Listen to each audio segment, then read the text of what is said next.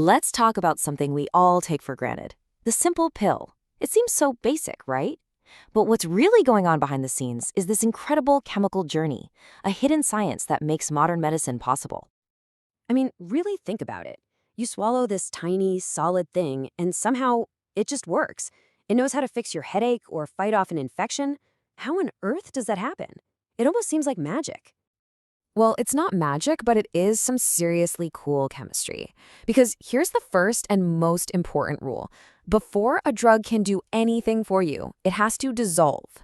If it can't break down and disappear into your body's fluids, it's basically just a tiny useless rock passing through. And that right there is the pill's biggest problem. Because dissolving isn't nearly as simple as it sounds. To really get it, we need to meet the main characters in this little chemical drama. So first up, you've got the solute. Now, in our story, the solute is the star of the show. It's the actual active drug, that tiny molecule that needs to get dissolved so it can go and do its job.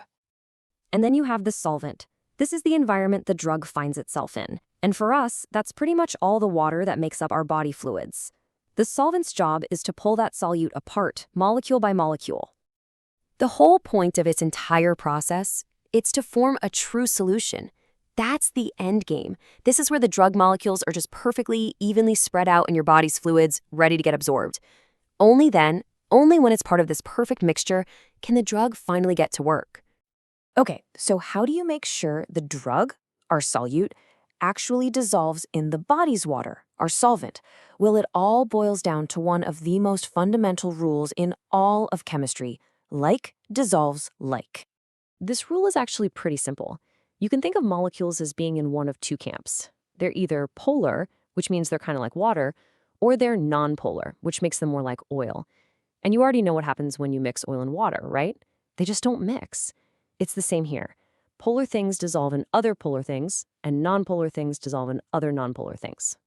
This means a drug's fate is sealed by its very molecular structure. If drug designers build it with lots of polar bits, it'll love water and dissolve easily. But if it's got these long, oily, nonpolar chains, which a lot of drugs do, its ability to dissolve in water just plummets. It's this incredibly delicate balancing act from the get-go. But here's the kicker. Just being able to dissolve in water isn't nearly enough. Your body isn't some calm glass of water. Oh no, it's a brutal, ever-changing obstacle course. A gauntlet. And the first big obstacle is some serious chemical whiplash. The pill starts its journey in your stomach, which is like a pool of acid, a pH of about 2.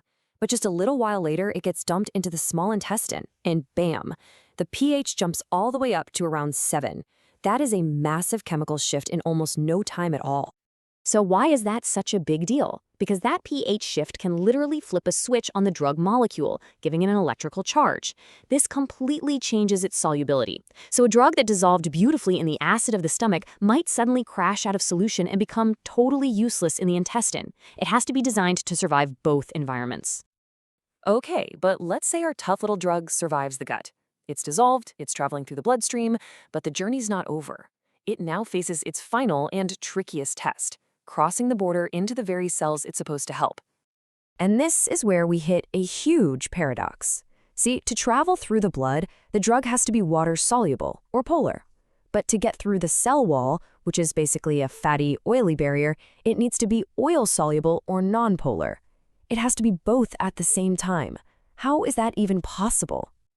Well, scientists have a way to measure this dual personality. It's called the partition coefficient. And the best way to think about it is as the drug's chemical passport. It measures how easily that drug can stamp its passport and move between a watery world like blood and an oily world like a cell membrane. Nailing this number is everything. It's what allows the drug to exist in both worlds. So when you put this all together, you realize that making a pill work isn't just about one thing. It's this incredible, mind-bending, multi-stage balancing act. So let's just quickly recap this crazy journey. First, the pill has to survive the brutal acid of the stomach. Then, it has to be water-loving enough to dissolve and travel through the bloodstream.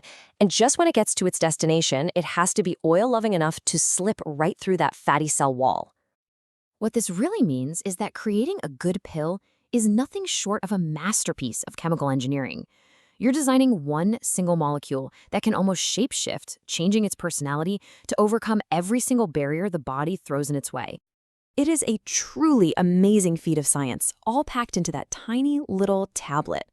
So the next time you take a pill, maybe you'll just take a second to appreciate the incredible, invisible journey it's about to take. It's pretty amazing when you think about it.